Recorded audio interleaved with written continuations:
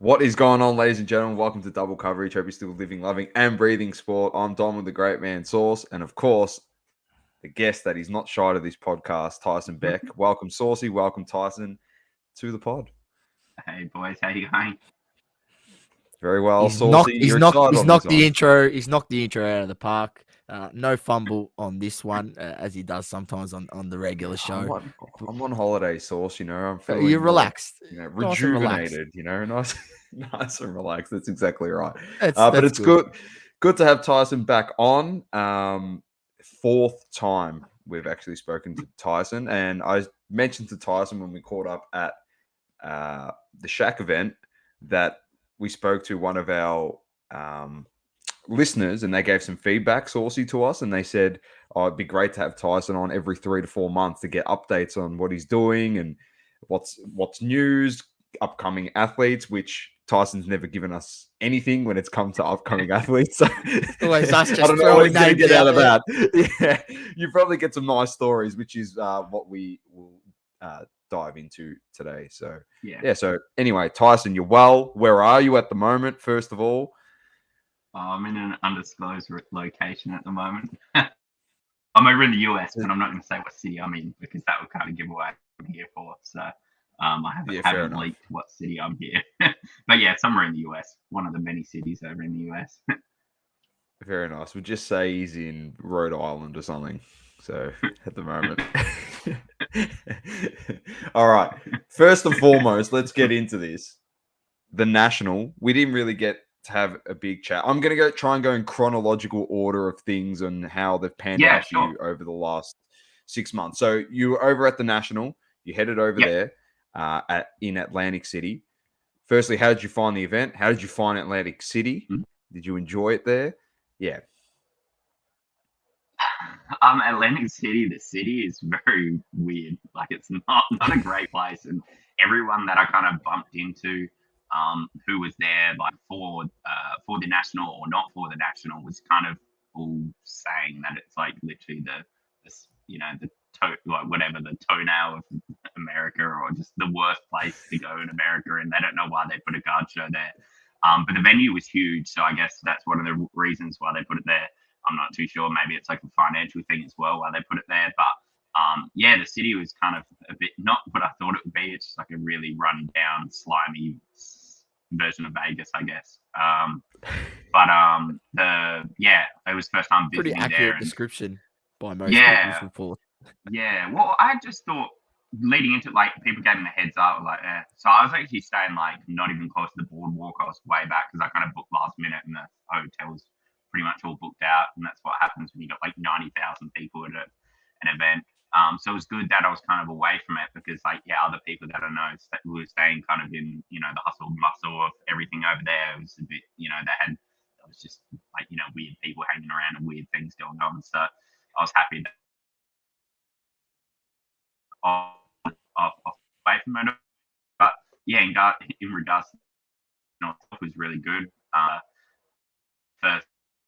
The first time I've kind of been to the National, and it was just huge, and I guess it was a bit overwhelming because I don't know, just like the car shows and stuff we have over in Australia, very small and just nothing like the National. So it was a bit overwhelming, but kind of like in a bad way. Our version of the National, I guess, is like the hobby hangout, which is a really, really, really small version of it. But for me, I kind of prefer that more kind of relaxed environment, and not to say relaxed as in like it's not busy, like it's still busy, but it's like, I guess like the National is just like how many cards, like you're just seeing the same stuff. You go to the same tables. I don't know. It's just like, it was like if you could cut a National in half and you would have seen the same things. So I don't know. Yeah. It was a bit crazy. So, but I did like I guess the biggest takeaway is like just Tops, Upper Deck, Panini, and some of the other the big players all have like really cool booths. Like just from a marketing branding standpoint, they put a lot of time and effort into the booths, and that's something we'll never see here. And I think that's kind of what I took away most. The effort they put in for a couple-day event is pretty pretty amazing. That's awesome. Did you get to meet anyone at the event from the hobby, or just even from Tops, Panini? Any reps from Panini that you fronted up with, Mayweather style? Nah. There wasn't really anyone to I met. Like I think I was trying to get something done with Tops, but like I don't know, with the national, it's just all so crazy. Yeah. The worst thing about it is, and I have internet phone reception. So like anyone that was trying to contact me, or I was trying to contact them, I kind of had to like step outside and text someone and then come back in and then step outside for half an hour to receive any text within that time. It was just a bit crazy. So I missed out on seeing a few people just based on I couldn't even get hold of them. But no, I didn't really meet anyone in particular. I met heaps of people in the hobby and just bumped into people. Some collectors, which were really cool. Like especially like some American collectors of mine that had no idea I was going there, and then they bumped into me, and it's really cool. Kind of just being on the other side of the world, just being able to finally meet people. But no, I didn't do anything with like Tops Panini or anything like that. But yeah, it was a great day that I went there.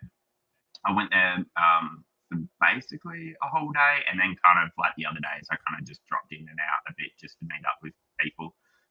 We had a specific time and spot we'd meet each other. It was kind of the only way you could do it. So yeah. Like back in the day when you only had the home phone, you used to ring up, meet us here at this time, and you'd be like, I'm waiting 15 minutes, 20 minutes. If you're not there, if you're running late, I'm leaving, So, yeah, back when you knew the phone numbers off by heart as well. You take someone's phone and dial it in. So good days they were. It's crazy. But you did do some very interesting things while you were over there. So you went to the National, which is fantastic, but you had two big signings over there, personal signings under the Tyson Beck brand. The first one being Allen Iverson, and the second one being Floyd Mayweather, which the cards have now released. Can you tell us about, obviously, your meeting with Allen Iverson first and the drop of those cards? Yeah, sure thing. So I guess when I signed up Allen Iverson and Floyd both, it was like in April or something, well before. I didn't even know they were going to the National. I don't even think they were going to the National at that time. I think they were later announced. So it just made sense to do the signing at the same location, just knock out two people in one place. And logistically, it just made so much sense. And yeah, with Allen Iverson, like I didn't actually get him signed at the National, which was kind of cool because I, do private signings with Allen Iverson and Floyd Mayweather. You've probably saw the videos of Allen Iverson signing cards in nightclubs, and no, those were not my cards. A lot of people not a lot, but a few people kind of hit me up and were just like, oh, I can't believe these cards of yours are signed like this. And I was like, they're not my cards, trust me. You didn't sign them in a nightclub with a torch, and I don't know if you saw that going around, but I thought it was pretty cool. But I think people were just worried about like the quality control, but I don't know. I think that's kind of cool. At least they're signing cards. And then not getting like their, mum or brother signing them or something. So AI was it was just he was just having fun at I forgot the name of the casino, one of the casinos at Atlantic City. And it was just basically like, bring these cards over. It'll be in his hotel room, but like it's not like like anything. It's whenever he's free, So he's drinking, having a good time with his friends at the blackjack table, and just kind of made myself ready. Got a text saying he's rolling up now, so I just made sure I went to the his hotel room. He was awesome to meet. Obviously, like growing up, I was born in 1989. What year were you guys born? 93. 93. Yeah. Okay, so you were still in that like Allen Iverson era growing up, like I guess as AI like was Aussies. one of my favorites back in the day. Yeah, like Aussies, and most of us are 6 foot and under, 6'2", pushing it. Not many tall guys out in Australia, so I think we all looked up to Allen Iverson, the way he played basketball on the court.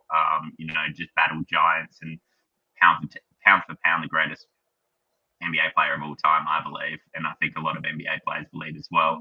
A lot of his peers. So it was really. I don't get nervous beating players, only because Kobe was the first player I met. So everything, to be completely honest, everything from there has been downhill, and that's just a bit of a joke, but it is being serious at the same time. But I think because of that, like it's like everything's just chill. It's just like, oh well, like except if I met Michael Jordan, maybe that would be a bit kind of like get a bit starstruck. But I get nervous not meeting the player, but more so like, oh, I hope they're not a dick sort of thing. Like I hope they're a nice person. That's what I get nervous about, because I don't want like an awkward experience, or I don't want to not like this person anymore. That kind of nerves. And so when you meet the athlete, and then they're lovely, they're talkative with you, like they clearly, it's not like they don't want to be there. Yes, they're getting paid for it, but they still, a lot of athletes and celebrities, aren't nice people when they're getting paid to do things. So he was amazing, and it was really awesome to work with him. And as soon as I put the cards on the table for him to sign, he was just like, dude, like him and his friends came over and they were trying to pinch him. They're like, we want to keep some. I was like, oh, hold up a second, like I'm paid for these. Like just I gotta take it back home and sell them. But I definitely told them I'd ship out some extras and stuff for them. But he was awesome. One of the things he looked at was the 4-time scoring champ card, and he just looked at it and he's just like, man, why have I never? Like he's like, I'm a 4-time scoring champ. I think tied second of all time. And he's like, no one gives me that credit. Like no one's put it on a card before. I mean, he's just not seen it. But he was really stoked to see that. And I guess that's part of the one on the left. That's cool. Let's bring it up right here. Let's have a look. We'll zoom in. Yeah. The cards. There's the 4-time scoring champ that Tyson just mentioned.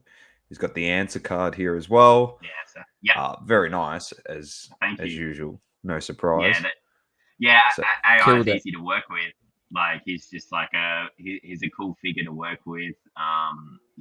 It's he's got a lot of personality, and the nickname The Ants is just one of the coolest names in sport, I believe. So he was awesome, and we smashed out the cards, signed the cards, and I don't know. After that, he probably headed back down the blackjack table and gambled it all away. So he was in a good mood because he'd won on the blackjack, or I don't know if he won or lost. No, I don't know if he won or lost, but he was in a good mood. So I'd probably say he was winning, or just at that level of drinking where you're just having a good time. But it was honestly awesome, and just like the way he's just a very respectful person. So it's like the way he would talk to me, and the cool thing is, like, I guess when you're signing cards, like you're kind of stuck with the person for a while, aren't you? Like it might take them 30, 40, 50 an hour, depending on how quick they sign. And, you don't want it to be like awkward silence, but you don't want to kind of, talk too much. And the level of, we're just hitting it up. We're just chopping it up, and it was really good. That's awesome. That's really, and the sales of those cards, they went like hotcakes. I think it's becoming a very, very common occurrence with your drops at the moment. So he's flew out the window. I saw a lot of people saying that they missed out on his cards, and I don't know. I was a bit surprised by that, like Iverson, because I was kind of a little unknown, especially because I'd announced Floyd coming up as well. So like I got a lot of feedback from people saying, "Oh, probably shouldn't have announced 2 at one time because I'm going to save up for Floyd," knowing that that's like a rare card in the industry. Floyd doesn't have many cards, doesn't have many autos, so they were like, "I'll pass on Iverson." And I was getting that consistently, and I was like, "Oh, okay, I'm a little bit nervous now. Why did I announce 2?" But it sold out way quicker than Floyd, which is just crazy. But I guess like that's the power of basketball. Like basketball is just like a global sport. Like, and Allen Iverson was a legend growing up, and there's plenty of other Allen Iverson cards out there, but a lot of people liked the ones I did, which is cool. And I opened up the collectors club, and so they kind of got first dibs at it, and they got like a nice casual experience of buying it. And then like I keep a reserved amount for the public as well, so they can't sell everything out, but the reserved amount, the auto sold out in, I think it was like 80 seconds, but I just rounded it down to a minute. I rounded it down to a minute online because it sounded better. But it just marketing ploy. Yeah.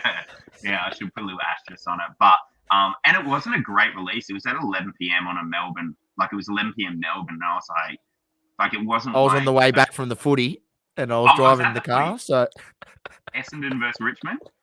Yep, that's the one. I was at the game.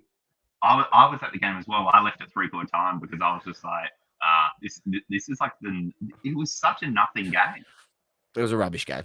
Yeah. And I wanted to make sure the site went well, so I went back to the hotel and good call. Got it all good call. I probably Yeah. should have done that, so I could have gotten an Allen Iverson card. But yeah, well, I had a few at Hobby Hangout. I left 7 autos aside at Hobby Hangout, and they went. I think 5 went before the show started, or the doors open, and then the other 2, pretty much the first 2 people that came to the counter, made me think I should have just sold them all at Hobby Hangout, and then maybe just put them up on the site, whatever was left over. Maybe it's something to think about next time that you could do with a future release sure. if there's a show like that coming up. For sure. Yeah, for sure. I definitely want to do more stuff like that, or maybe have like a not for sale design where like it's not available online. You got to be like, maybe that's the only place you can get it. Kind of like the Shaq exclusive stuff. convention exclusive, like Comic-Con and stuff. Like that's like an auto of an something. athlete. Yeah, and like I guess like the Shaq event. I see the autos. They're going stupid. I've seen 5 sales from $2,000 to $3,000. Like, and it's like. I can't believe it. Basically, when you take off the ticket, take off a lot of people go sign jersey as well, and take off the meet and greet price. I think the card only cost people $250 when you take out like what the other stuff cost. So people to flip, imagine that you $250 into like $2.5K or whatever it was. Like multiple people have done it, and I was like, oh my god, like that was crazy. But I guess like the whole world couldn't get it. It was you had to be at that. You had to be at the show. You had to get a ticket. So that stuff kind of maybe could help the secondary market. Not like it matters too much to me, but I think maybe it just becomes a more collectible piece for people because they know that no one else could have it unless they were there. Yeah, so look, I know someone that's a big Shaq collector. You probably know him, Shaq Fu 32. He's a long time listener of our show, Joe Fu. He's just in hindsight, he said in his video on Instagram, he wished he just bought 3 tickets, so he could have got one of each auto, so he could have got the set. And he goes, he would have just given the tickets if they wanted to come to somebody else, and so he could get the cards because it's cost him a hell of a lot more than if he was just to buy 3 tickets. Well, the crazy thing is that we had 70 autos in Melbourne, and I split it up, 70 autos in Melbourne, 30 in Sydney. And out of the 30 in Sydney, 24 people resold their ticket. So like when I was sitting at the booth, like and checking people's ID and everything, 24 out of the 30 people in Sydney they weren't the owner of the ticket. They had sold it. Like they'd bought it off someone. So there was that much like already selling going on before the event, and it was nuts to see that. And it was making me nervous because I had to kind of like verify everything and make sure that people weren't dodging the system, trying to collect someone else's ticket or card or whatnot. So that was a bit stressful. In Melbourne, it wasn't that bad. Maybe had 4 or 5 out of the 70. But Sydney was nuts. I don't know why. Maybe something happened. Maybe people were, I don't know, heard about the Melbourne thing and selling it, or I don't know. Who knows what happened? But I reckon that could have been the case, people, because there was a lot of outrage online, like in the Hour group, they copped their fair whack, rightfully so, in my opinion, because it wasn't handled very well. But we move on, and I reckon a lot of people did sell their ticket because I think there was a lot of people out there, and some people that I seen that they weren't even buying it for the card, and they were actually buying it for the meet and greet. They thought that the meet and greet was going to be, I don't know if you've seen or you heard about, Patrick Mills does, events like that where it's a meet and greet, and the meet and greet's literally like, 50 people in a room with Paddy Mills, and he's like up at a table, and you can go up there and ask him to sign a few things for you if he wants, and he's in there for an hour and a half. There's only 50 people, and that's it. So everyone gets could potentially get a solid 5 minutes, 4 or 5 minutes with Paddy Mills, signs a few things, say hello, you've got drinks and that. And they do it really well. And I thought that was, for the price you were paying, I thought that's what it was going to be. But obviously not. So I reckon, some people did sell it because of that point. But in hindsight, if they know how much the card was going to go for, maybe they shouldn't have sold it because they could have just kept the card. They would have got their money back, then some. So I mean, potentially, I do agree with the meet and greet price. Just the show and the meet and greet price may have been on the higher side for 500, but the Paddy Mills was the same price, which is kind of crazy because let's be honest, Paddy Mills is an ant compared to Shaq on the global kind of stage. Yeah, and Shaq just brings in all walks of life. People that don't even like basketball love Shaq. And I guess, and Paddy. Well, the funny story is I came up with Paddy Mills 2 at concept. I actually had a deal. I was meant to be running that. I kind of in January last year. November last year, put through a deal and it was verbally agreed to, but then kind of, I don't know, Paddy backed out of it and then just did it independently, which was kind of a bit of a shame because like the whole concept was kind of like put towards his team, so they kind of looked at it and anyone can do a tour sort of thing, but I guess the fact that you spend a lot of time and effort and have an idea and venues and everything, and then for someone to back out verbally and then just do it themselves, it was a bit of a kick in the guts, to be honest. And I think I could have done I could have done an amazing job, but it's good to hear that people were having a good time with Paddy.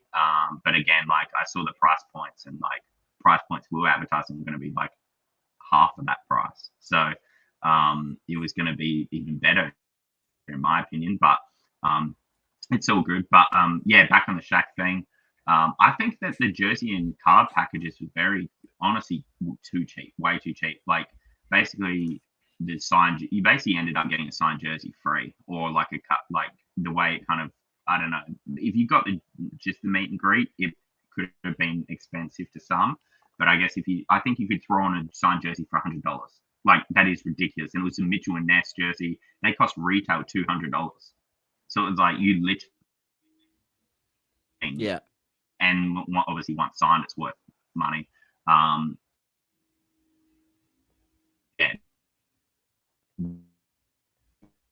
The Swingman's and Authentic, once those signed, it's going to be worth more than the meet and greet as well.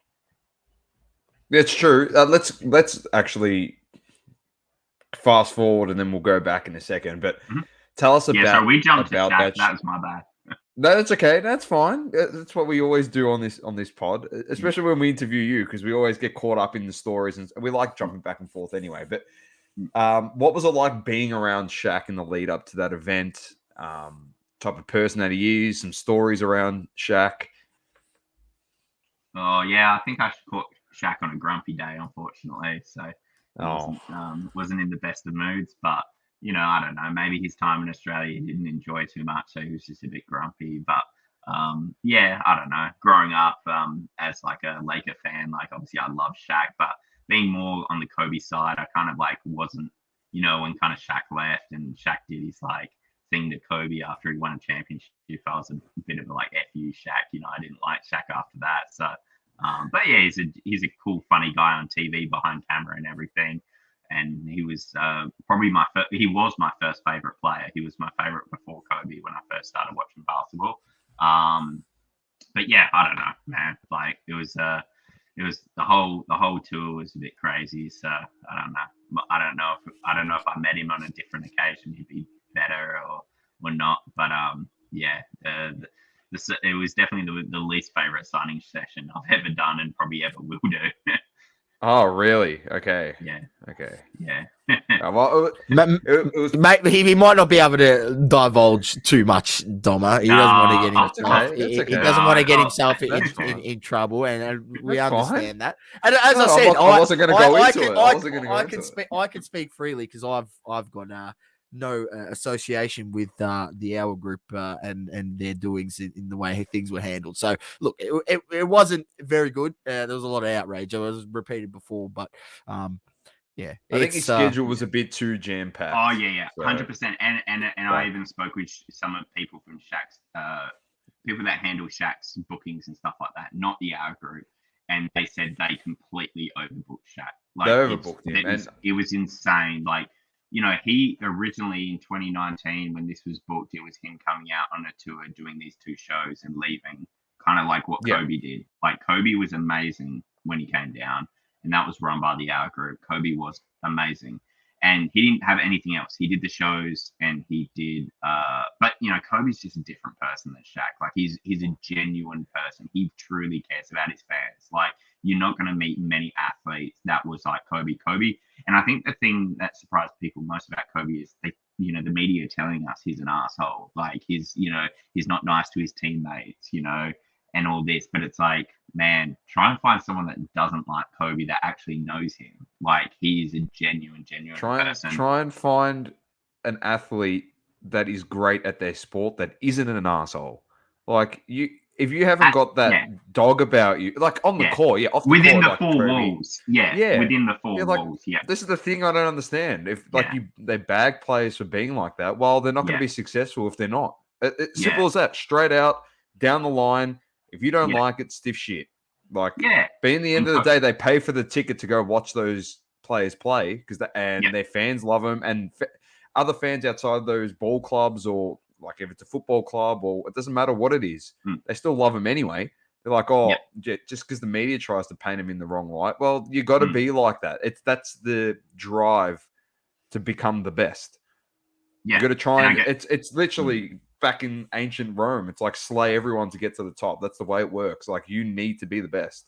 Yeah, and I guess that's where Shaq and Kobe clashed heads. Like Shaq was the complete opposite. He was, you know, the jester. He came in every offseason unfit, overweight, and you know Kobe was just not about that. So, and you know Shaq just still got it done. He ramped up at the right time, but Kobe, you know, a lot of people will forget that, you know, when Shaq was sitting out with a sore toe, you know, Kobe was dominating at, you know, 20, 21 years old, getting them to, you know, a number 1 seed or a seed that, you know, they could succeed in. Then Shaq kind of took over, not even in the playoffs, but more so in the finals. He just took over. Like the East just could not handle Shaq. Like it was bully ball back then. But I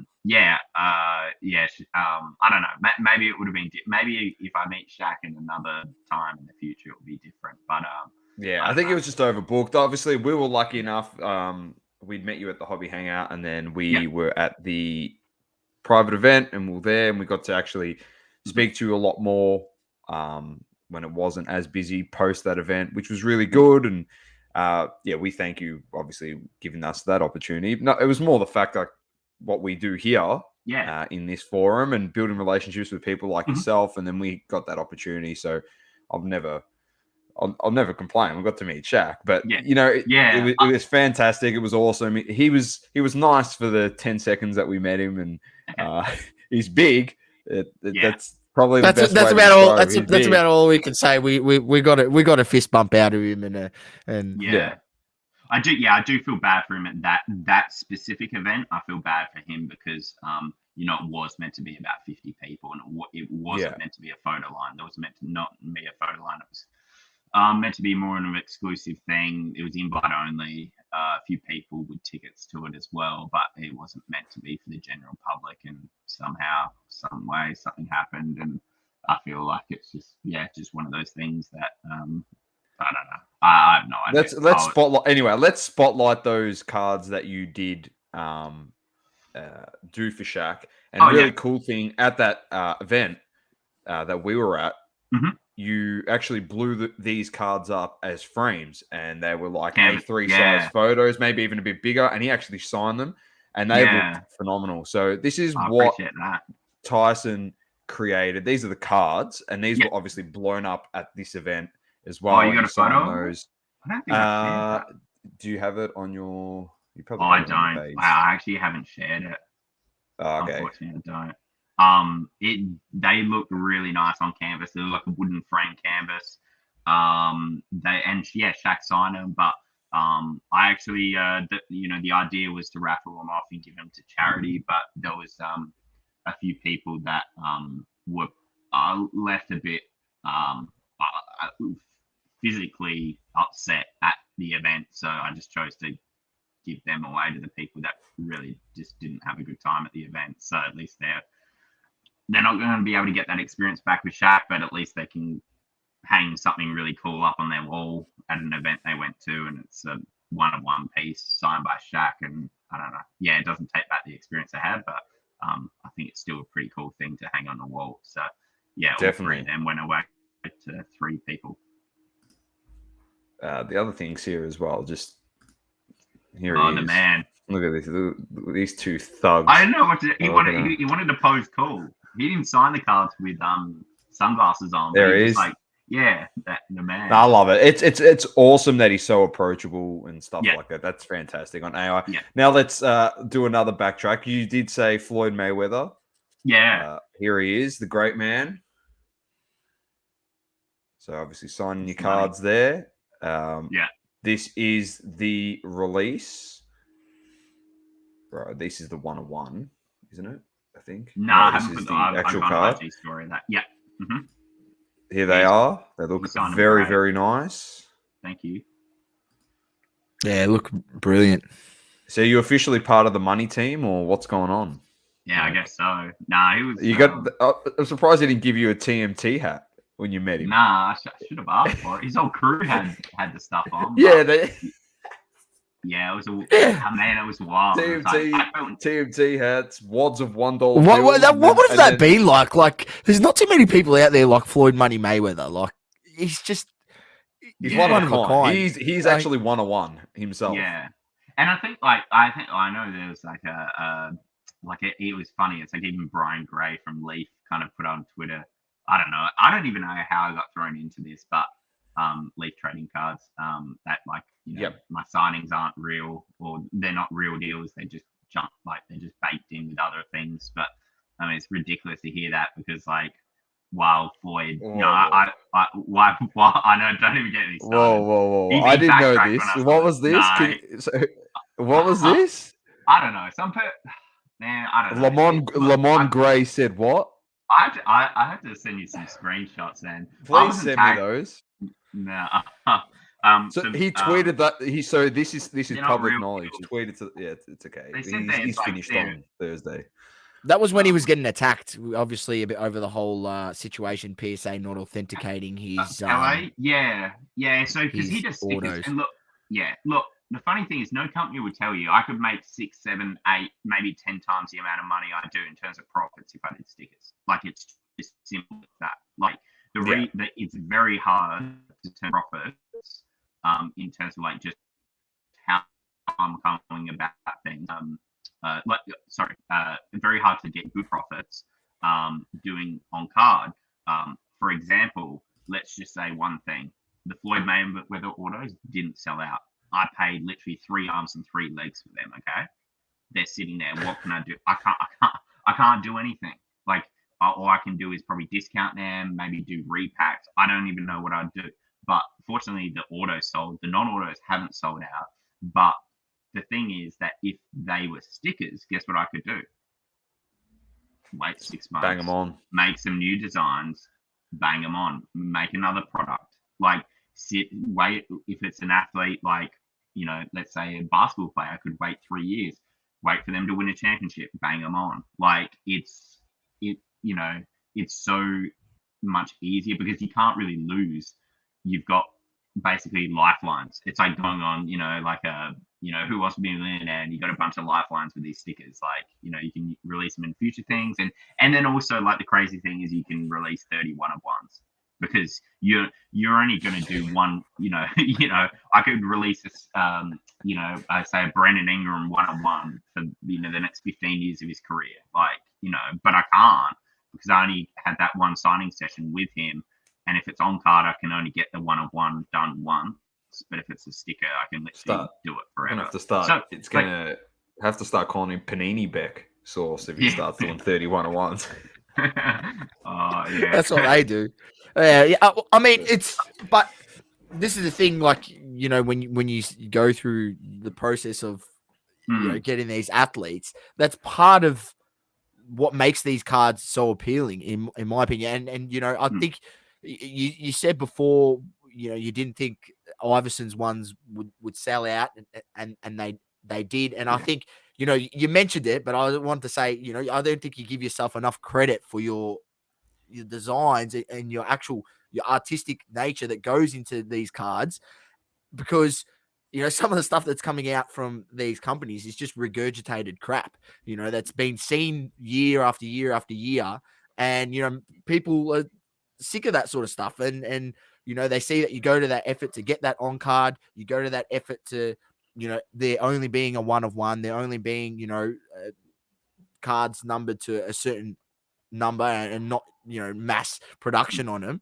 So I think there's that real want for that, still that how collecting used to be, because that's how it used to be. There used to only be one of one in a product. Now all of a sudden there's 30 in there, different variations and everything. So I think that's what the appeal to people, in my opinion, and that's why like your cards do sell out. I think, no, thank you very much. That's a really kind recap. And I think that's quite common, the feedback. Like, if there's positive feedback, it's kind of what I do here. And the cool thing is, like, I guess, like, I actually have, like, a lot of collectors that just buy my stuff. And I always get nervous. It's like, okay, I got heaps of basketball fans, like, growing up.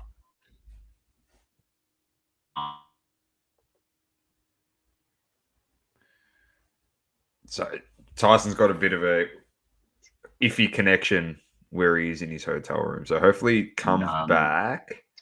Here he comes. He's back. Is he back? So, yes, he's back. That's all good. Sorry, it just cut out there. It cut out there. Yeah, it's all right. We're just explaining. Okay. Next time it does that, of course. But yeah, a lot of people just buy my stuff cross-sport. Like, it doesn't matter if I'm doing Khabib. It doesn't matter if I'm doing Floyd. It doesn't matter if I'm doing Giannis, like 3 different sports. People are buying 3 different cars, and it blows my mind, like, seeing people's collections, and they have all the athletes I've done. And it's like, Jesus, like, even if it's like, I always thought that you just buy the athletes you like, but people are buying my cards because they like my cards. Doesn't matter what athlete I do. And for me, that's the highest terms. That's the greatest thing to hear from someone, because they're just like, they're buying into you. They're buying, like, they believe in you. They want to support you. And they just love what you do. It doesn't matter who the athlete is, and that's pretty cool. But actually, we just jump forward to recap on that, because it'll seem like we've just chopped it off. Recap on that tweet. I got nothing against Brian. I actually met him in Atlantic City. We had a friendly conversation. That's why I was kind of like just a bit knocked back when I saw it. But I just got thrown into it randomly by someone. I forgot who, but I think it was just a Pele tweet. Someone said, like, stickers suck. And it's just like, well, yeah, stickers do suck. And I don't know, he was backing up stickers. They're better than on card, because on card fade over time, which is the most ridiculous statement ever. If you're using the wrong pens, but then also, it's stupid. A pen and a pen on a sticker are going to fade equally. Anyway, I'm not even going to go into that. It's just like, if you're justifying stickers, that's just ridiculous. But anyway, I know why people do stickers. If I did stickers, I'd probably be, I'd be well off. I can tell you that. Yeah. But I'm never going to fall down to stickers. And if an athlete wants to do stickers, that's one of the cool things I got. Khabib, like, try and find an on-card order of Khabib. Very, very, very hard to find.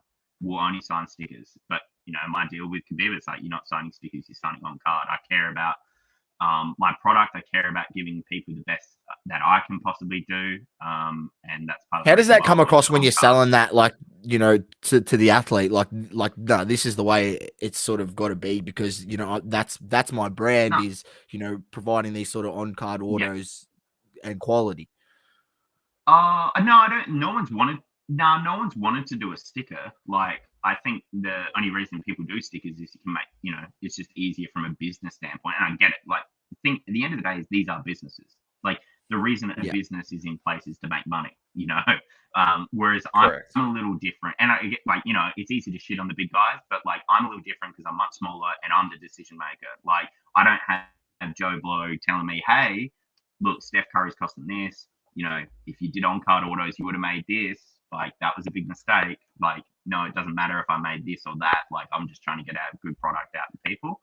And I guess, like, the big companies don't have that, ability to, because they're trying to maximize profits and also mass produce things, because they've got a way bigger market, way bigger audience than I'll ever have. So I do, it is easy to knock them, but there are reasons they do it, but they're the same reasons why I'll never do it. But with that tweet, someone just said, "Hey, well, like, you know."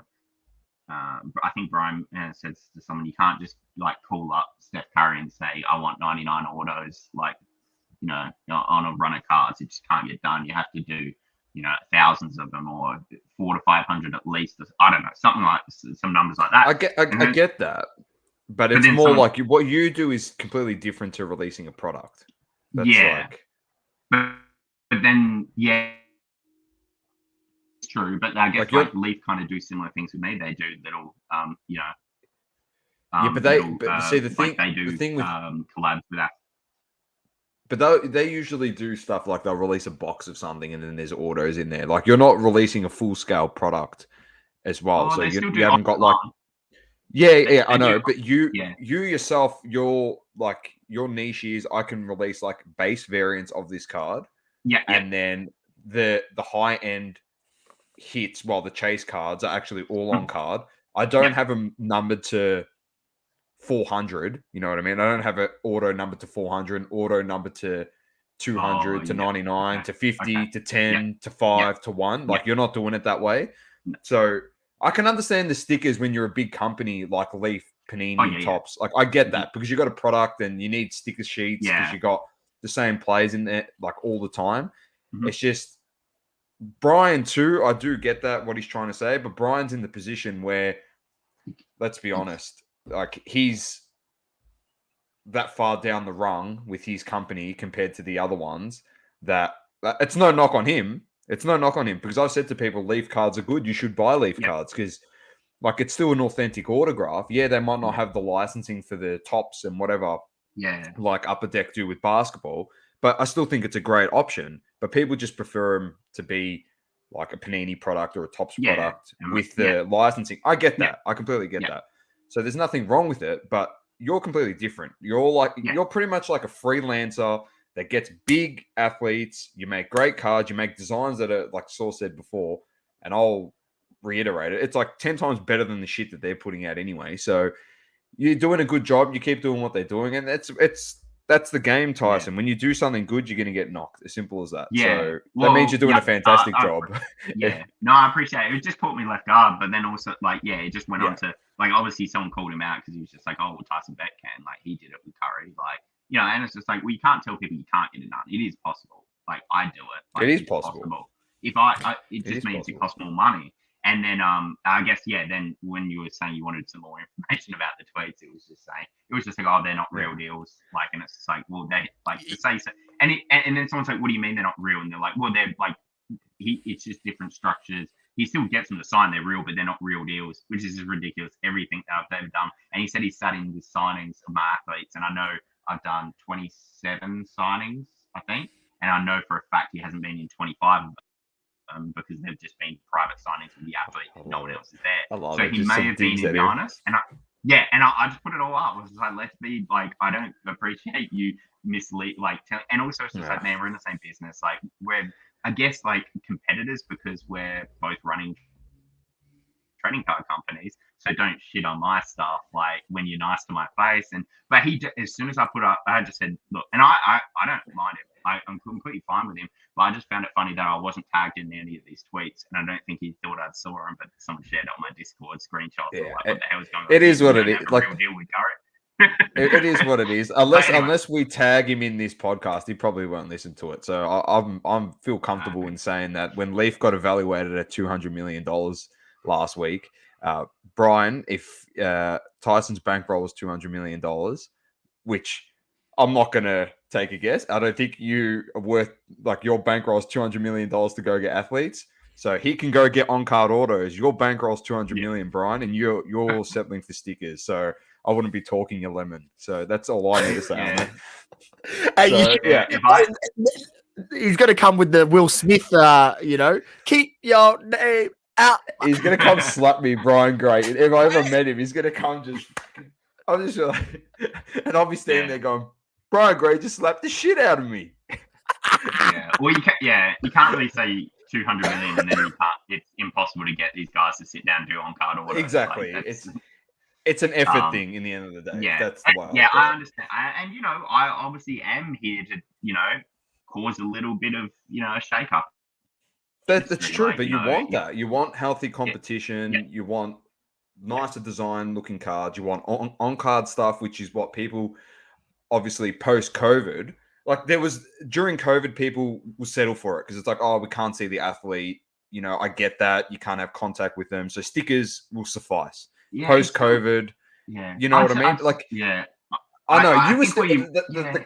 I know, but during COVID, ridiculous. you were still getting on-card autos. So besides the point, but that's what I'm trying to say. Like people were like, "Oh, we're happy to give him a pass," but now people are like, "Oh, yeah, stickers."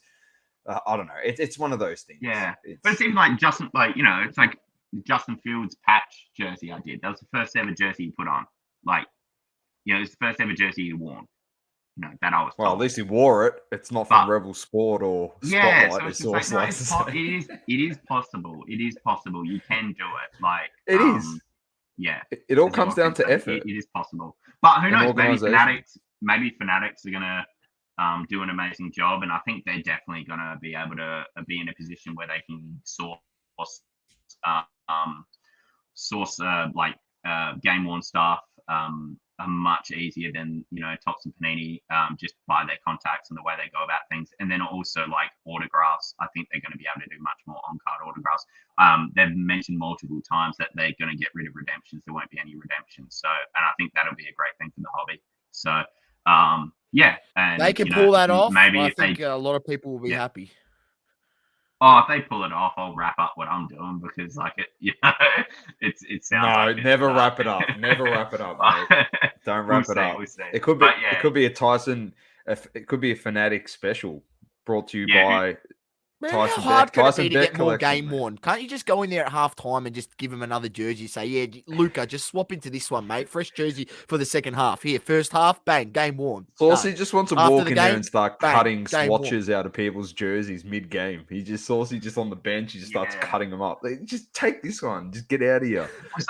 Someone quite knowledgeable said a lot of the jerseys back in the day aren't game worn anyway. They've just rephrased what it says on the back of the card, so it kind of just alludes to the fact that they were game worn, but they never were. Like if you look at some of the old cards back in the day, I don't know what company or whatever, but someone said that there's a lot of, it's just now obviously needs to be verbalized more in your face that this is gotten, and even the ones that's got nothing to do with the player. So it could be Jason Tatum patch card, but it could be it could literally be a jersey number with more two numbers. It could be a jersey of, I don't know, anyone.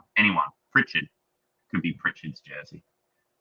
It could be from the other really cool thing you do is you've got a lot of photos of these players signing your cards, doing stuff like that as well, which is really cool because I know it's quality control issue for some companies, but sometimes you've got a Bridges auto on a LaMelo card, even though LaMelo said he changed his auto, he didn't. Bridges signed the card. Let's stop being around the bush. But it's stuff like that. Sometimes you know that or not.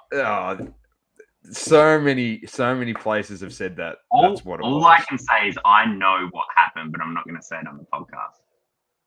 So I actually know what's happened. Right, but anyway, so he didn't sign it, or he did sign it. I'm not going to a smart ass. Yeah, that's okay. But I'll find out. Apparently. Yeah, no, apparently not. Yeah, but that's okay. I'll find out in about half an hour when this podcast ends. So, no, basically, a part of the reason is just to build up a brand because, I think a lot of people, not a lot, but people that don't know about my cards, and there'll be a random thing on Reddit or someone will kind of post on Instagram, and other card people are like, what the hell is this?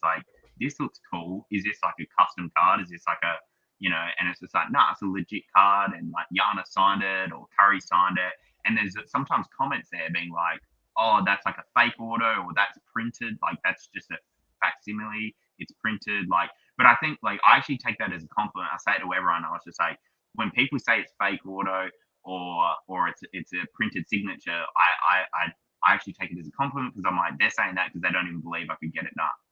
There's no other reason why they'd say it. They're like, well, how could you get that done? How did you get that when I'm waiting for a redemption for 2 years? Because there was a lot with Jason Tatum where it's just people waiting on redemptions in mine orders, just delivered straight when people bought them. So I actually take that as a compliment. But I think to grow my brand, I really want to be there with the athletes, sit down, sign the cards with them, because then there's no, I can just refer to that. If someone kind of wants to dig deep and, be like, even there was a couple of people on the Floyd post on I can't remember what platform, and they'll kind of being like, man, there's no chance Floyd would have signed these cards. Like, dude, like, there's just no, and I was just like, here's a photo. Like, have a good day. Did he have a comment on the design, Floyd? Did he like the design? Man, Floyd absolutely loved it. He did the same. He wanted to steal like 20 of them, and there was no chance I was going to do that, because most of the athletes, I'll get them signed a couple extras just for quality control. So I got a little up my sleeve if there's ink runs or the corners are damaged, or it's just something at a point where it's not sellable. But Floyd had an official counter there, so he did the little for every auto, and when we got to that amount, bang, that was it. So no extras. But if Floyd didn't like an auto, he would sign it and he would put it aside and say, "You're not having that. I don't like that auto." And then he would ask for an extra, which I would slip out because I got asked to bring no more, because they were like, if there's a potential, you can count the box and get angry if there's more than X amount we agreed on. But I kind of was like, nah, I'm going to have like a little supply in case. But it was good because, if he didn't like the auto, he messed up on a couple, he was like, nah, put it aside, gave it to his friend, and he said, give me a replacement, which is really cool. I've never heard an athlete doing that before. And I think Floyd, everything he does is very particular. And I guess, in his craft, he's a perfectionist. He really is. And I think even just autographing things, he's a perfectionist with autographs. He made sure that he liked all of them. And for example, Allen Iverson, I think it was somewhere around then, he punched out all the autos. Floyd took an hour and a half, and we did the same autos. So that kind of shows you how much time he took with them, 3 times as much time. Wow. And he was awesome. He was awesome. And again, that was a private signing, so it wasn't at the National. It was in his hotel room with all his gang there, all his crew, not his gang. But and that was his wild. Entourage. His entourage. And it was like, met at the blackjack table again. I don't know what's with the blackjack tables, but it would have been going at least 10K a hand, that guy. Oh, there was, I think there was some big money thrown around. I didn't really kind of look at the specifics, but there was a lot. It was in a private area. I don't think other people, he had his own table. And I just got into, they said, hey, this is he obviously knew he was meant to sign cards, and he's seen the artwork before, so it's all agreed months. It was in April, it was a long time ago. So he's probably forgotten about these cards. And he's thinking, who the hell is this Australian guy that's sitting behind me on the blackjack table? But so I got introduced, and I had a box there, and I felt weird carrying around a box of trading cards in a freaking casino. But and then he just said, oh, hey, how you going? Nice to meet you, whatever. And open up the box, and he was just looking through the cards, and he was like, man, this is so sick. And then a bunch of his team were looking, and they just they really liked him, and they were just talking about which one they liked most. And for me, that's the best experience I get out of it. It's they actually like what I'm doing. It's not it's just I don't know. They actually care about the art and what's being put forward and the effort that's put into creating the card. And it's not just they're looking at it and it's cool, yeah, no worries. They're actually looking at it and appreciating it, which is nice. And then after that, he played a couple of hands on blackjack, and then we just got escorted up to his hotel room, and it was crazy because as you're walking through the casino, literally every single person knows who he is. It's just everyone's phones out, oh my god, it's Floyd. Oh my god, it's Floyd. It's just every single. It's not. I guess it's a next level stardom where it's everyone knows who you are. But I guess all his crew is walking around with the team t-shirts and the mat, huge guys as well. So it's pretty hard to hide who you are when everyone knows that brand and logo well. But then went up to the hotel room and then just signed the cards. But I actually got a funny story about the signing. It was I guess it it could maybe feel a bit intrusive or uncomfortable because his partner's there. all his crew's in the room, they're watching TV, whatever, on a table, and it's getting late at night, so he's probably wanting to go to bed. And he's signing cards, and like, I guess like being in someone's environment, it's not like we're meeting at like the National at a bench and signing cards, like it's in his hotel room. So you kind of always have to respect that. So, but you don't want it to be an hour of signing cards and be awkward because like it's just dead silent for an hour. So there's a bit of back and forth going. He's not giving me too much. Like he is a bit, I guess he's a bit, it was a bit intimidating for me just because like it's Floyd Mayweather. Like, not like I was scared of him, but it's just like, I was a bit intimidated by him, where I wasn't intimidated by Iverson. And, someone mentioned at the table, I don't know how, like, the conversation just started about Luka versus Larry Bird, and, Floyd was having his opinion, and other people having their opinion. And then I provided my opinion, and I could tell, like, no one really cared about my opinion, but, like, because, like, no response. And then someone at the table was just like, no, like, Tyson knows a lot about basketball. Like, he knows a lot. And then him and his Floyd and his mate looked at each other and was like, oh, yeah, okay. And then they were like, before that, they weren't really chatty with me. And then they said, okay, if you know heaps about basketball, they're like, who's Corey Williams? And not like, it was obviously easy for me because, he's Australian. They didn't even know that I was Australian. Like, Homicide. Yeah, and that's exactly what I said. I said, oh, Homicide, yeah, I know him. And then they looked at each other and was like, no fucking way. Are you fucking kidding? And they were like shocked, man. They're like, how the fuck did you know? And it was just like, after that, it was the whole mood changed. They were talking, they were chatting more. So it was funny that Corey Homicide Williams was like the deal, like the icebreaker sort of thing. And He'd love that. Hey, because he's a legend in New York basketball, the streets of New York. He's a legend. The guy that asked that question said he used to play street ball with Corey. So that's why he asked that question. So he didn't expect me to know it. And so that was the icebreaker. And I think, most people would have known it. It was just a funny, it was a very funny moment. That's awesome. He'd love that story too. You should see. He would. Actually, I should clip that and just send it to him. Yeah, you should. He would love that. Absolutely love it. You then have got an interesting personality. It's not an athlete. He could be an athlete. Who knows? Apparently, he's going to sign a deal with the UFC. I don't know what's happening there, but interesting personality was your latest one. Latest meeting post Floyd and Allen and Shaq, and that was Hezbollah. What was that like? I've seen so many clips out on TikTok and Instagram. Honestly, he's a pisser. Just tell me, how was it? And surely, did he get to punch you in the face?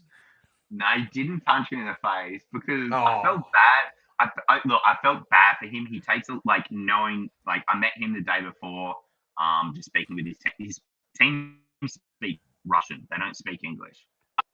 Amazing is one of my collectors. I actually brought him out from the US to experience Shaq and Hezbollah. Like, it was like a random thing I did for a collector. I actually didn't know he actually speaks Russian, so he was able to translate everything. He became the translator. It was the most vital thing because we could understand what was going on and everything. But so Hezbollah takes naps during the days. He's not like, he can't stand for too long. Yeah, and as you can see, so after signing cards, he was his arm was very sore.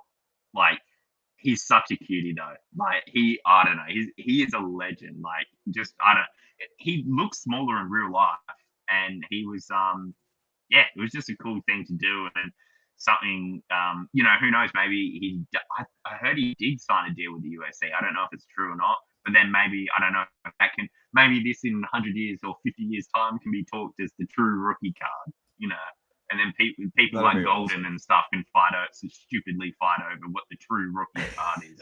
And He'll be on the late night TV show saying, this one was printed a whole 3 years before the official UFC. Yeah. Right, let me get this one up. The true rookie, Hezbollah. There it is, the man, the king. But yeah, he was cool. Man. He was cool. Everyone, he's a cool guy, and he's just like, people forget, I guess he's 20 years old. He just wants to have fun. So signing cards isn't of interest to him. Like, he just wants to have fun. Like, even everything he was doing was like he was meant to be at like I went out for breakfast with him, but like before breakfast, he was there. He got there like an hour late because he just wanted to go to the beach in Bondi. He just wanted to see the beach. So I guess people forget that like he's just a 20-year-old just trying to. And I guess he's not like the best at like corporate things and doing all these official things. But yeah, he signed the cards, and it was cool just to sit on the table with him and just get the cards signed. So yeah, it was a cool experience. That's awesome. That's really, really good. But maybe not too many of those things. Like, I don't mind doing the odd like putting an oddball out there, but I definitely don't want to be known for like just doing all these quirky things. Like, yeah, Hezbollah was fine. Yeah, fair I enough. don't know. Yeah. That's fair enough, mate. Next one, Hobby Hangout. Your thoughts on it? It's where we officially met for the first time after 2.5 years, which was very nice. But thoughts on the event, being down in Melbourne. You're set up next to probably the best table in the whole entire show. So we had that platform. That was where the big boys were. Yeah, it was just you and your crew, and then we were just there leeching off of the fact that you were next to us. It's like, yeah, sales, yeah, there we go. Sales, yeah, go on. My crew did an amazing job because they were awesome. Yeah, I actually had 4 people there. They were amazing, and they I just thought I'll be able to sell things, and it's like everyone just wanted to come and have a chat, and a few people wanted photo, and then like, you know, you're chatting with someone for 5 minutes, and then you're like, oh geez, like, and you look over, and yeah, they were just doing an amazing job. So I'm really appreciative of their time and efforts helping out on the table. But I think we were positioned in the best spot, like just away from all the, you know, I guess the heavy foot traffic, you know, down near this, you know, the center. I thought it was cool being in like a breakout area where we're able to kind of like actually have more one-on-one conversations with people, actually have kind of a more like, you know, people could feel like they don't need to be rushed looking at cards on the table, because I guess a lot of people came to the table. The funniest thing is like the most sold cards on my table, I didn't really care about selling much. I just wanted to put stuff there, so then people were like, what's the point of having a table if you're not selling anything? A lot of the stuff was just there for show, but the most popular one was Muhammad Ali, and the amount of people that came to the table was just like, what the hell, like, I didn't know you did Muhammad Ali cards, and they were just like looking at those, and they just bought a bunch of them. And so that was really cool, kind of like, and that's something I definitely want to do in the future, where it's like, oh, maybe I need to, you know, have little sections of different stuff that I've done, like even bring some maybe Project 2022 cards to the one in Adelaide. I think there's a training card show in Adelaide that I should try and get around. I'm not locked in or anything to it, but 13th. Yeah, I definitely should get around that, being from Adelaide and everything. So, and I think those things are cool, like to show like some stuff that people probably haven't seen before, or may not even heard of. So, but I loved Hobby Hangout. It was the first time going there, and yeah, I actually thought it was better than National. And I'm completely being not biased. I honestly thought it was better than the National, just because it was just more of a relaxed environment. I think I spoke about it before. It was just a little bit different. So National was just too much. It was just too many cards, too much of the same stuff. But that was cool. And I don't know, maybe it's something I just like, you know, meeting Australians, like, you know, just meeting like down to earth people, like, you know, there's no one, you know, flexing these massive chains and slabs around their neck and all that stuff, which I don't think, none of that's a bad thing, but I guess like, I don't know, it's like, I think it's just cool to meet down to earth people. And the amount of people that came to my table and was just like, what the hell, you're nothing like I thought you would be. Like, they're like, you're just a normal dude. Like, you're just a general, like, just a normal Aussie. And I was like, yeah, that's it. Like, what do you think? I'm gonna, you know, rock up in a, you know, like a Rolls Royce and like with a massive posse, and I don't know, and have a security team on me like other people did at the National. With a TMT T-shirt on because you've joined Floyd's posse, taking it global. I'm just a normal dude, and I'm happy to, you know, spend time and talk to people and have a photo or sign cards, whatever. I'm, you know, happy with that, and I thought it was great. What did you guys think? Because obviously you guys went to both Melbourne last year and Melbourne this year. It was a bit. It was laid out a lot. About it, but It was laid out a lot better this time around. Yeah. It was a bit so in that middle section in the first show, it was so cramped because there was more. Right. I think there was an extra aisle in there, if I'm not mistaken. So it was a bit more cramped. So that section opposite us, where we were above, like next to the stage, that you had to walk up some stairs to get to. That last time was just a trade zone, so that was completely empty. So this time it was chock full of people. Like pop culture was there, And which also was near the fantastic to bar see them. section that actually had tables on it this time Tables, as well. yeah, So that was completely more empty. vendors. Yeah, it was busy. It was good. It was a good show. I think Yeah. Andrew, the organizer, does a really amazing job in putting the show together. The craziest thing is if it was a week later, I never told Andrew this, but I would have done I would have brought Shaq there instead of going to Royal Stacks. It would have been nuts, I reckon. Imagine Shaq. it would have just that would have half an hour, imploded. Like just at a booth, maybe just kind of like the Paddy experience you were talking about, half an hour there. It would have been nuts. And I think I don't know what your opinion is, but I think going forward in the future, I think it'd be great if they can get someone. Obviously, not Shaq is just like the national. Didn't even have someone as big as Shaq. It can just be an athlete. It doesn't have to be like a global superstar. It can be someone from here. Yeah, like it could be a footy player. There's a lot of footy collectors and yeah. But I think in the if it is going to be in the off season in July, August, you can tee it up. Like I definitely know, and I might be spilling some info here, but from what I've been told, Giannis and Luka are coming to Australia next year. Unless something changes. And I know a bunch of NBA players are going to be in Australia next year. Not for tours, but they're going to be doing games. They're going to be playing games here in Australia. Lead up like a friend, because no one really. What's the World Cup in like Philippines and Japan, and so everyone kind of wants to be based out here in Australia and do their nutrition and do their workouts and stuff here. How there's always friendlies. Leading up to the World Cup, leading up to Olympics or World Cup. So I think we can, potential. What I've been told is there's going to be a Greece versus Serbia game. Greece versus Slovenia game in Australia. So you have Giannis and Luka playing off against each other, which would just be massive. So I guess when they're out here, you never know. You'd be able to kind of maybe there's like they've got a spare hour or a day or something that someone could kind of do, but I mean, someone like Luka and Giannis, that's just like it's not workable. But maybe I'm talking about if there's the Canada out here, maybe you could get like a really good like Canadian player or something. Scotty Barnes, isn't he Canadian? Yeah. Scotty I Barnes? think all I'm SGA. SGA would be good. Yeah, there's even Andrew Wiggins. He's Canadian. Yes. Yeah, Jamal Murray. I think Scotty Barnes is. Well, I don't think Scotty Barnes is Canadian. No, you better fact check that. He just plays for Toronto. I think he just plays for Toronto. He's not Canadian. No, he's not. It's like some people think DeRozan. Well, I thought he was. Lucky you for some reason, yourself, I know that he plays in Toronto, but I thought that he was. Yeah. Well done, Dom, you dickhead. Yeah, I did say that. I said Andrew Wiggins. Saul said Scotty Barnes. Yeah, Wiggins would be cool. And I don't know. We'll see. Obviously, the World Cup doesn't bring out, from my knowledge, a lot of the good NBA players aren't competing in the World Cup. It'll be like the next gen players playing in it.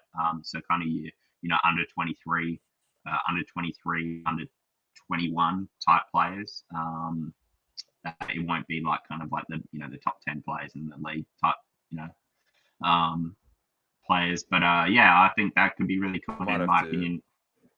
Could be a Tyson Beck official, like I don't know, event. You might have to get Luka the Don and Giannis in the same room.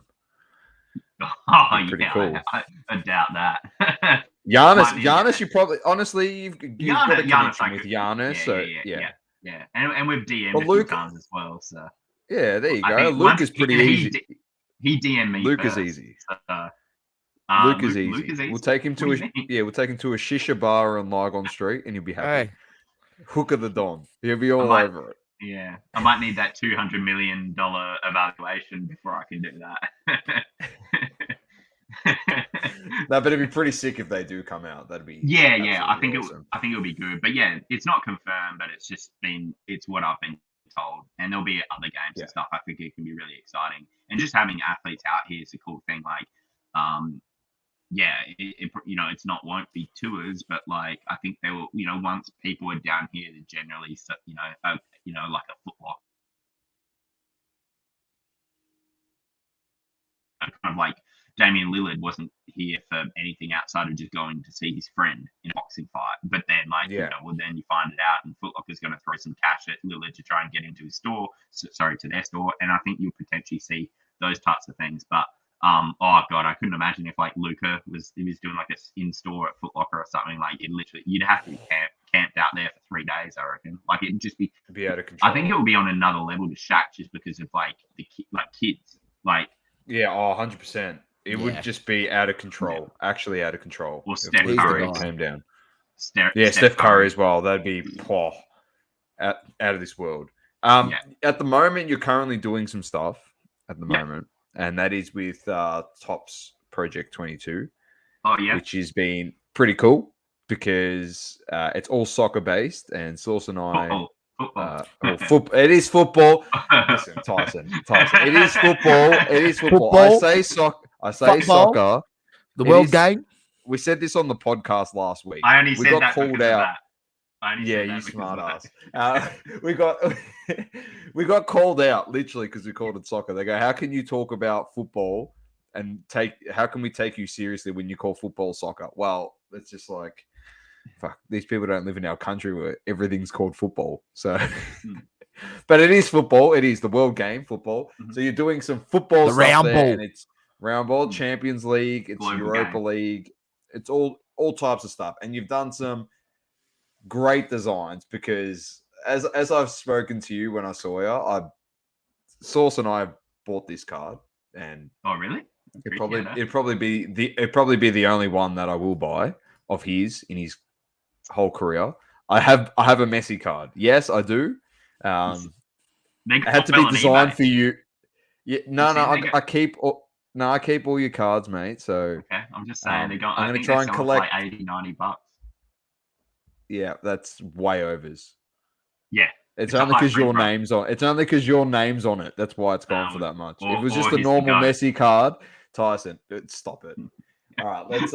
Anyway, so you've done Messi. I'm just going to try and ignore you when you talk about Messi over Ronaldo. Sorry, I'm just trolling you at this point.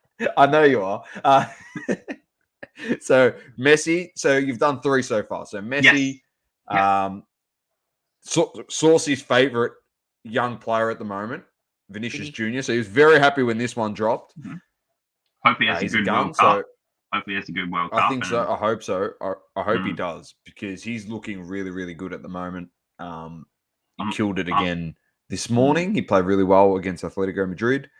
And then your latest one is also another young superstar, and it is Phil Foden from Man City. So. Yeah, I think I think the cool thing about these cards are you just buy the base. You don't know what you're going to get. So there's, there's a parallel to 22, 10, and 1. So very, very, very hard to get. Though, especially the Messi, because if Messi, I think it was 5,100 or something printed a Messi. Obviously, the other ones won't be as much as that. But very slim chance. And I think if you do land a parallel, like. It's going to be worth a fair bit. Definitely. Considering the athlete. And I'm hoping... I actually got my box of Messi on Thursday. I haven't even opened up the box yet. So I'm hoping I'll land a parallel. I jump on the site. We didn't hit a parallel. Else. You didn't? So so my chances might be better. But I just jump on the site and buy them just like everyone else. So there's no backdoor stuff. Topps aren't giving me... I did get a Project 2020. I got a 1-of-1 Ken Griffey Jr. of mine as gold framed, and I was doing that live on YouTube, and the reactions were just hilarious from like just old men just absolutely just tearing their hair out, being like, "This is rigged, like F tops, like, and it's just like, mate, like, come on, they're literally in package. Like, do you even know how they package these orders? They're not looking at the person that ordered it and go, oh, let's find this one of one out of the thousands that printed. It's literally, they're all bubble wrapped. They're all in freaking pouches and everything and packaging as they go, and then they'll all just go in the boxes. So, but yeah, I mean, if it was rigged, I'd be sitting on more one of ones. It's very true. It's very, very true. So you got 7 left. Yes, I'll give you. I give people a little sneak peek. I don't want to get. I do have the majority of my list, but I got a feeling like, who knows? Like, they may want to ramp up things. I know they're doing it the right way. Whereas the baseball ones was, there's like 50 Otanis and like 50 Trouts. Like with Project 7, it's just too many. Whereas so they're for the most part, they're curating the list. And so you only see a couple Messi, a couple Ronaldo. So, like, yes, there's 22 artists, but I from what I'm told, there'll only be 2 Ronaldo or maybe 3. Not many. So I was able to, they're spreading it out. So every artist gets a bunch of good players, a bunch of the top players. And then, some legends, some young players. So, I don't think you're able to get Messi and Ronaldo or Messi and Haaland or whatever. So Messi was mine, so I won't get those guys. But one leak that I'm happy to kind of provide is that I'll be doing a Sam Kerr card from Australia, which is nice. Cool. Yeah. Awesome. So, yeah, and I know there's a lot of people that always want like me to do like a female athlete for a collab. But I guess like this is a pretty cool one to get in. She's arguably the best female athlete we have.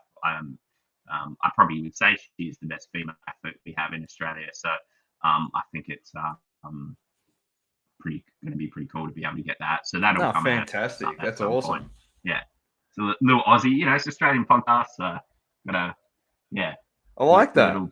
Sam Kerr, that is a ripper. That's a ripper. So I know you do a great job with that design as well. So it'd be awesome to add that one to the collection. Just on Project 22 though. Listen, if you have to fight someone to get the player, I don't know if he's on the list, but let me know. If you see an allocation for Zlatan Ibrahimovic, and it doesn't say Tyson Beck next to Zlatan Ibrahimovic, you must fight that artist because Saucy and I want you to do Zlatan. I hope he's on the list. He's got to be on the list. Is he in the is he playing UEFA right now? Or not? Yeah, he's Champions League. Milan. AC Milan, yeah. Has there been an AC Milan card at all? I don't even think so. I think there was Rafael Leao. There was Andrea Pirlo. Was there a Leao? I think there might have been a Leao. Okay, that's okay. Interesting. Because Paolo Maldini. Okay. I don't know. Look, I can confirm he's not on my list, but I wonder if I could request a little change. You never know. It would. A lot of good players out there. Oh yeah, there is. But it's actually a player that a couple of people have sent me a DM saying, "Hey, are you doing this Zlatan?" And I said, I just told them I'm not too sure yet. Because there's the reason why that question gets floated is because there isn't a lot of his cards out there. Yeah, like obviously he won't be autographing any of these. Yeah, I know. But like all those designs and inserts and stuff like that, there isn't like a whole heap of Ibrahimovic cards like there is other players. So I think that's just the reason. I don't want to give names away, but I'll read through I'm just on the list now. I'll read through the teams that I am doing. I got one from Barcelona. I've got 2 Chelsea players, obviously Sam Kerr. I've got a Liverpool player, which is a legend, a retired player, and Ajax. Stevie G. Ajax. Ajax. Sorry, not Ajax. Brian White. Sorry, I've got two Barcelona. I've got a Barcelona rookie. Gavi. Yeah, that's pretty obvious, isn't it? And FC Salzburg. He's going to get a Salzburg. So maybe, I don't know, maybe I should share this list offline and see who I can ditch from this list to get Zlatan in. But who knows? I don't know. It might be a rolling list. Good. They might change it up. But I mean, tops is usually pretty good. But I also like to be easy to work with. Like, I'm not going to be like, I want a Ronaldo. Like, obviously, Ronaldo is going to make you more money. You're going to make more print run. But I actually like the system they've got up. Like, but you got Messi. So I was thrilled with Messi. I was absolutely thrilled, and to get the first Messi, I was very happy with that. And Vinny, you got Vinny as well, which is really good. You got Foden. Your first 3 cards are unbelievable. Hey, look, all I'm going to say is week 5, highest print run out of all the cards there was our boy Tyson Beck with 1,890. Closest print run on that was the Pedri, which was the good design. I got one of those Pedris as well. I like that design. It was 1,652, right? Nice. And then he obviously, you're going to enjoy this one. Unfortunately, the Ronaldo from the other designer, Mike Perry, outsold Tyson's Lionel Messi by about 800 print on the print run. Yeah, but that's if Messi was playing a little better. If Messi was playing a little better, that's not a knock on Tyson's design. It's just because Ronaldo's better than Messi, so more cards are going to get sold. That's just the way it works. So, I knew you'd like that one. I was the one that bought the extra 800. Honestly, that's a fire design by Mike. I don't really know these. I don't really know the other people as well, but I see his name there.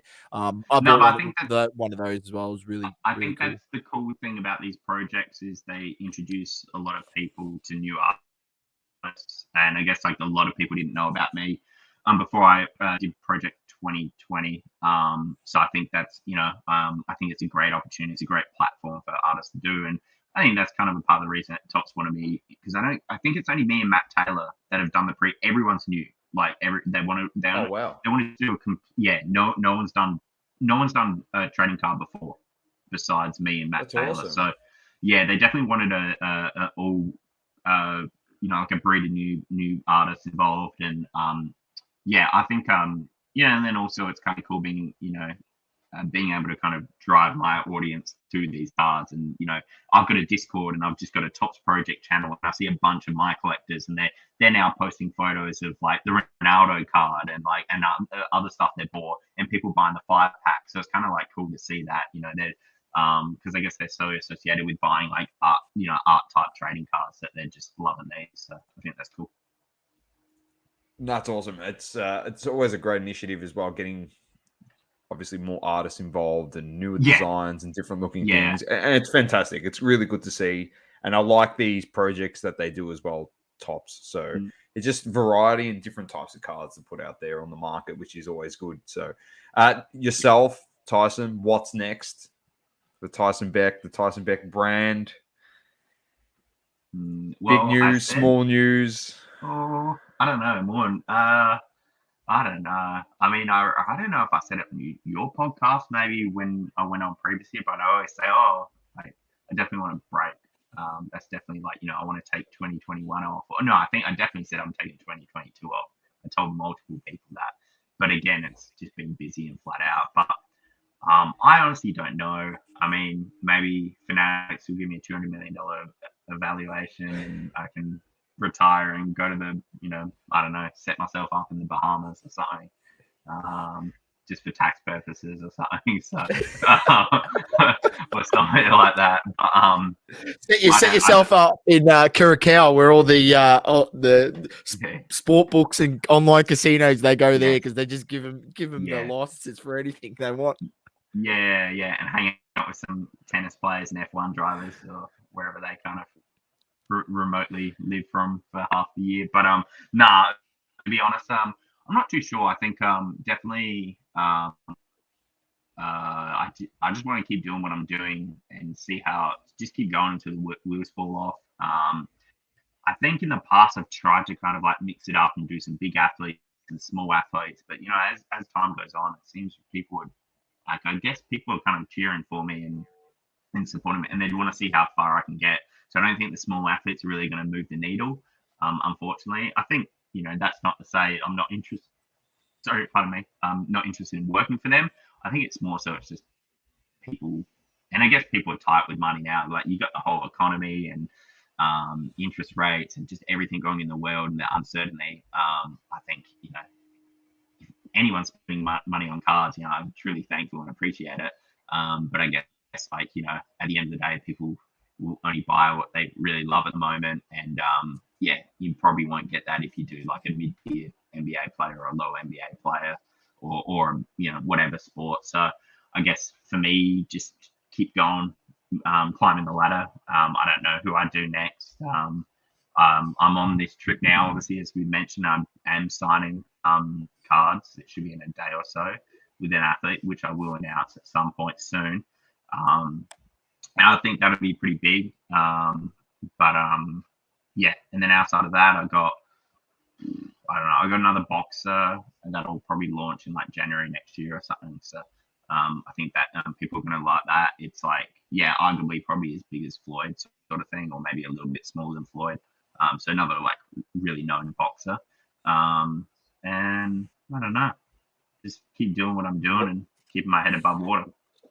Just keep doing it. You're doing amazing things, whether it's more cards, events, getting people in, just art for Project 2022, whatever it is, keep doing it. You're flying the flag really, really well for Australians in this industry all around the world. So we tip our hats to you and we thank you for what you do as well. And look forward to obviously meeting you in person more often further down the track. And obviously doing more of these podcasts. Actually, don't worry. The thoughts are there.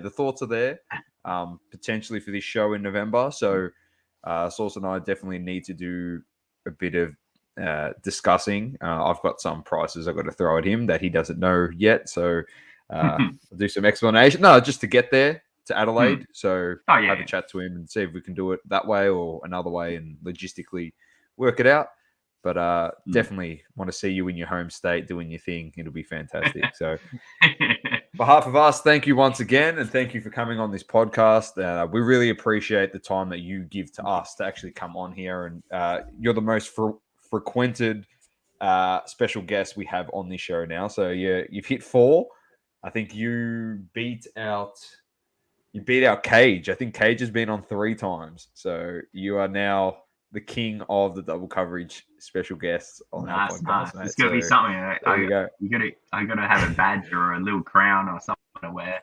We gotta think of something, because some of the things we've thought of, if you listen to this podcast, they're not exactly kid friendly that we're gonna start giving out to people. So pack of Baywatch cards or something. Baywatch cards, Playboy cards. I've got some right here. If you want me to send them over, look, Doma, you know what they are. Oh, of